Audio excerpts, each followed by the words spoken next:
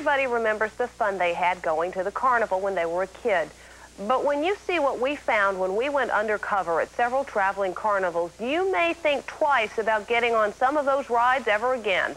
Our Matt Mahar found drug use, inexperienced operators, and a lot of questions about safety.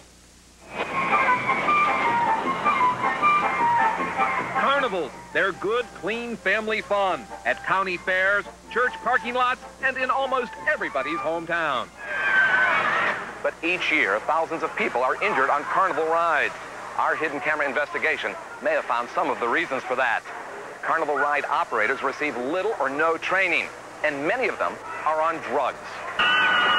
This man sells crack cocaine to carnival employees who work for a company called Lawrence Carr Amusements. That show was set up last week in New York's Shea Stadium. We watched him casually strolling the midway, selling $10 bags of crack to carnival workers in broad daylight. One of his customers is this man who operates a ride called the Spider. We saw him buy crack while he was working. Less than 2 years ago, at the same carnival, 4 children were injured when a safety mechanism on the Spider broke.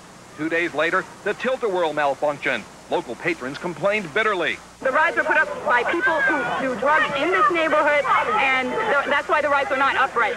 This thing should not even be here. It's unsafe. Maybe she was talking about operators like this guy. Watch as he takes a break from his ride to meet that crack dealer strolling the midway. He purchases drugs just 15 feet from his packed ride. A short while later, he's back on the job.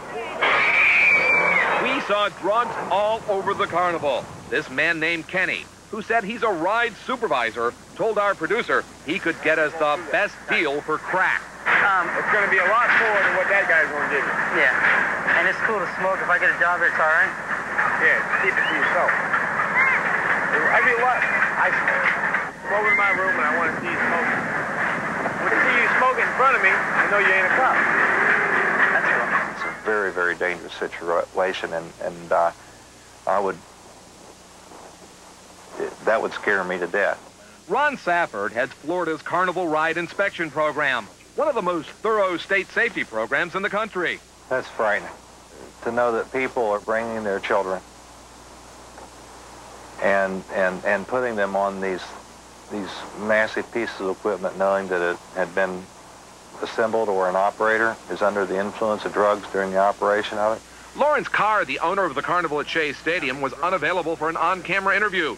But he told us over the phone his show has a fine reputation and his employees don't do drugs. He says he does random drug testing, but he does hire some day laborers that he's not responsible for. Hey, drop more, drop more, drop more. But the carnival season is just getting underway. And over the next few months, millions of Americans will be seeking thrills and excitement with little knowledge about whose hands are at the controls. So what do? The experts tell us use common sense at any carnival. If you see operators whose behavior seems a little odd, or if the ride's just a little bit rickety, do yourself a favor and stay away from them. The experts also tell us that taking action against problem ride operators is difficult because the regulations vary from state to state. They suggest instituting federal regulation and mandatory drug testing.